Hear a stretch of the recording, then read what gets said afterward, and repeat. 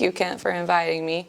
Kent and I have, we started talking business a year-ish ago, I think. So yeah, probably somewhere in there.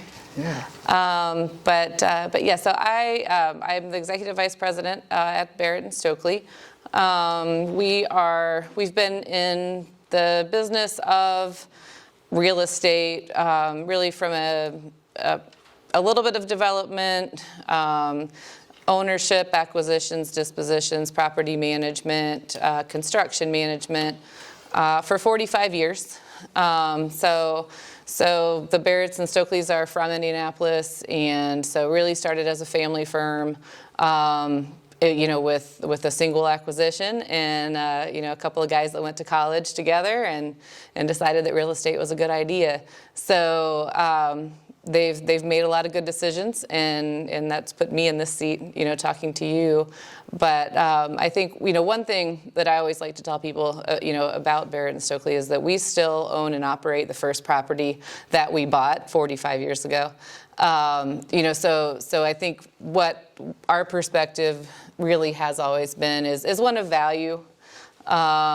Looking at long-term value primarily as an ownership group has been what's kind of gotten them through a lot of these cycles throughout the 45 years that they've been in business.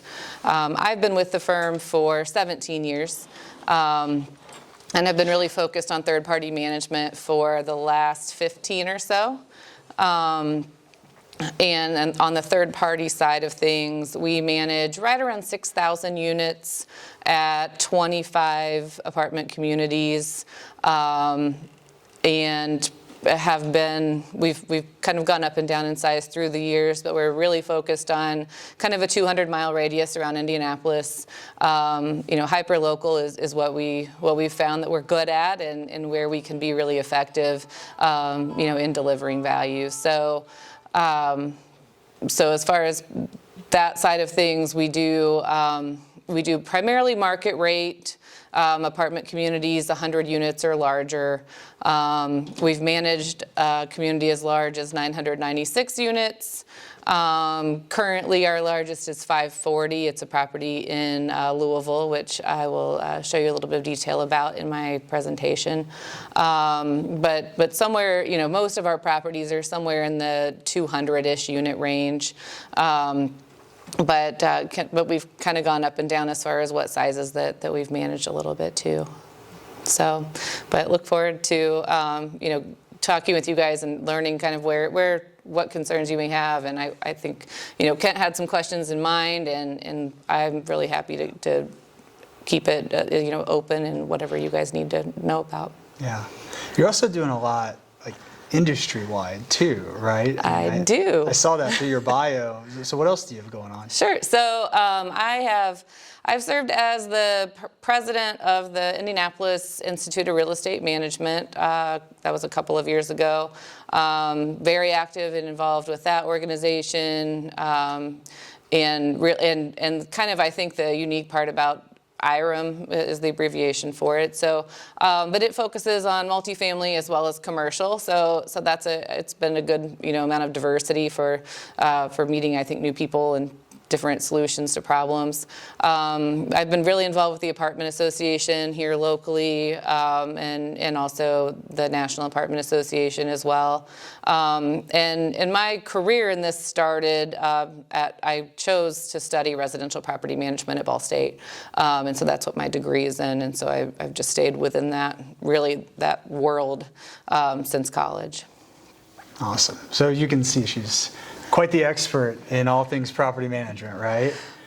Well, great. Well, we'll get started. I do have a few questions, but also if you guys, as we go through it, if you have questions, feel free. We want to keep it fairly easygoing. But the first question I wanted to ask is just give the folks, we talk about markets and we talk about submarkets, and Indianapolis, I've noticed, is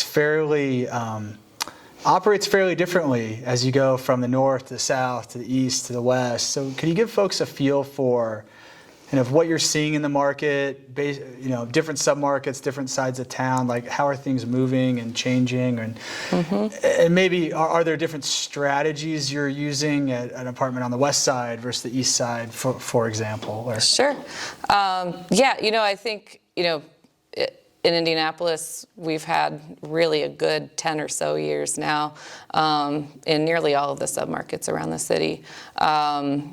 There's been the most growth in construction, in Hamilton County and downtown, and now in sort of the west suburban, where there's been a lot of new construction in Avon and Brownsburg, Plainfield. And so, so really that pattern, in my mind, from what we see, is that the older properties in those submarkets, when you start to get construction, that's where that value add that we all know and love came from, right? That we could invest more and we could make more money and maximize revenues if we could just stay below what the new guy was charging. And I think that's been a strategy that's worked, really all across town with very few exceptions. And so a lot of growth and activity, I think, was really focused on the north side for a long time. And now I think we're sort of at a point where a lot of properties have been mostly value added or partially value added, to where, the deals that we saw 10 years ago are just, they're different today. They're not, those opportunities are fewer and farther between, where you can find, that person that just never invested more into the property. And I think that's equal on all sides of town. As far as, submarkets that we're more so encouraging or seeing good results in versus discouraging, the west side has been, I think, a really strong, stable market from really right on 465 and west of there for several years now.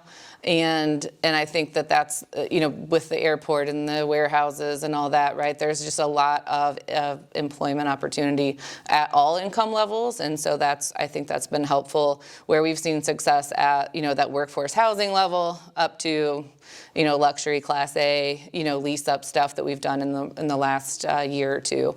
The south side, because there's not been much construction, has been, I think it's also lent itself very well to good, stable, year over year. You don't have to put a lot into it as long as you're taking care of it, type strategy, where you're not having to worry about the new property that's popping up across the street. There have been one or two, but overall, I think it's been a really good, stable, and people like the south side. I think that's been a trend that people have chosen the south side, differently than they did 5 or 10 years ago. The one place that, that we're still struggling to see a good strategy is the east side. And I know that's where the deals are. That's everybody brings those deals up to us, and we just struggle to see what that long-term vision looks like from Indianapolis for the east side right now. Once we start to see that they want to invest in something out there, maybe that starts to turn that around, but there's just a lot of distress, and so it's been really hard to find any strategy that's worth pursuing until you get, really suburban greenfield and that, kind of out that far, which has been successful as well. Thanks. Is that what you're looking for? Yeah, no, All right. exactly what I'm looking for. So what makes, because I know you focus mainly on third-party management. I mean, what makes a good owner? I know you deal with a lot of them. We do. What makes an owner successful, and what makes an owner, what is it about an owner that when you feel like, oh, this is a person that's easy to work with, they allow us to do what we need to do? What are those things? I think we have a variety of good owners, and they take a lot of forms. But I think primarily for us, when we're starting to look at a deal, because as far as our service, we really start partnering with our clients and potential clients from the time that a deal pencils well for them. Given, as long as they're a qualified buyer for that property, if a deal is penciling, that's the point where we come in and start to work alongside our clients. that, we're also underwriting for you and giving, some opinions as far as where we think income can go and what expenses are going to run, and start to give you some preliminary, thoughts on what a CapEx budget's going to be and how bad, how much deferred maintenance is there really, and those types of things. And so, so for me, when we're talking with a client, particularly, there are people who have a lot of experience in real estate and that they certainly understand the needs. And then there are others, maybe your career has been in something entirely different, but you really want to invest here. And so, so I think to work together and for you to ask the right questions, but also to listen, when we tell you, no, really, you're probably going to have to replace 50% of the HVAC in the first 3 years. There's not an ROI on that, but otherwise you won't have any residents living here, right? And so to just have a reasonable approach, I think, and to ask those questions so that you can be confident in what you're underwriting, and to go from that perspective at the onset makes a good client for us. And then as we progress, down the road too, to find what those regular communication touch points are, right? I mean, we have some clients that we talk to, our regional managers may talk with them weekly. We send reporting weekly so that our clients are very well aware of what's happening on their properties, from leasing to delinquency to maintenance to whatever, marketing updates, all of that, it gets rolled up into a report. So you're aware every week of what's happening, but if you need to touch weekly to understand and make sure that you're confident, then we want that. We have other clients that we may actually only talk to once a year, because they've, they're experienced and their property is stable and there's not a lot of need going on there. So I think a good client can take a lot of forms, but really it's just making sure that we're on the same page with communication and that, and that you are understanding the needs of the property. And if you don't, that we schedule that visit and we walk you through it, and that you're interested in understanding, if you don't, what's going on. So for somebody that's starting out, maybe it's their first property, how would you recommend what cadence would you recommend they start with? Or how would you recommend they start out, like getting in tune with the property manager and understanding what's going on? We're really a referral-only business, and so I think, finding other people who use a property management firm that are comfortable and confident in that firm, whether it's us or someone else. But I think to find some common ground in that way, right, is an important first step. Do you think like meeting weekly, or what types of things should they be looking at report-wise? And maybe it's just what you guys feed to them. You kind of have your package, but it varies. Yeah, okay. So we have a pretty robust package of what we send, and we have clients that are a family ownership, and and it may be that there's one person, and we have more institutional type clients that are feeding that reporting into a lot of other places. So yeah, I think there's it's finding that balance, right, of what's going to satisfy you as the owner, that you are confident in what's happening on your property, and then. But what's also meaningful so that it's not a rhythm of communication that we're talking to you more than we're working for you. I think that's probably one of the hiccups that we get into with clients that are a challenge for us, is that we'll kind of look up and realize that all of a sudden we have been really communicating with the client very well, many hours a week, every week. But because we're devoting that time to that, we're not able to actually get in and spend our time managing the property, as much as we would like to. So I think you have to develop some amount of confidence, in who you're working with. So that you can, I think, step back a little bit to let the job happen. Now, if you see issues, if things are not going according to expectation, that obviously paints a whole other, situation of how much involvement you may or may not need. But I think that's a secondary problem, right? I think you have to go into it. If you've entered into that agreement and if you've started down that road, then you have to build that trust and have to learn what questions and how to do that, and ask us, right? If you're unsure about something, you just ask and we talk about it. We're pretty casual. Yeah. I think one thing you talked about was going through due diligence and things with folks. And I can tell you from personal experience, it's been extremely helpful for me to work with Suzanne and her team, actually walking the properties together. She'll bring her construction guy, Bruce, along.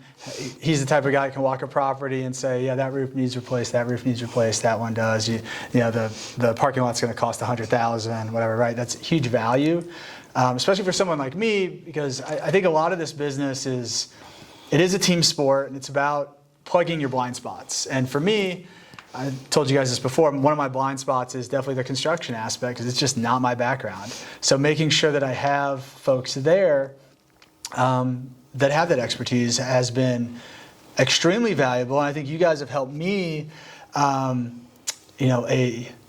no investment is better than a bad investment. And I think they've helped me avoid what would have been some bad investments by laying out a very realistic CapEx budget, that I think sometimes may have been like 3 times what I originally anticipated. And it's like, okay, well, those numbers don't work. Okay, let's move on, right? So I would say in order of events, like find your market, then find your property manager, then find your property, because you want that property manager to be going through that process with you, because that's going to make sure that you guys are in lockstep from the start.